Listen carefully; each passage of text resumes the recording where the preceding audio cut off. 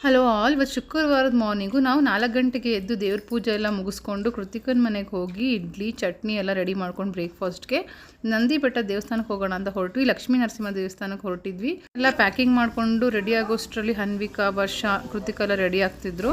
ನಾವು ಮೆಜೆಸ್ಟಿಕ್ ಹತ್ರ ಹೋಗ್ತಾ ಇದ್ದೀವಿ. ಹನ್ವಿಕಾ ಏನೋ ತಿನ್ನಕ್ಕೆ ಬೇಕು ಅಂತ ಕೇಳ್ತಾ ಇದ್ದಾಳೆ. Chocolate, lollipop, wafers, Kinder Joy chips ಎಲ್ಲ ಒಂದು ಲಿಸ್ಟ್ ಕೊಟ್ಬಿಟ್ಟಿದ್ದಾಳೆ ಹನ್ವಿಕಾ.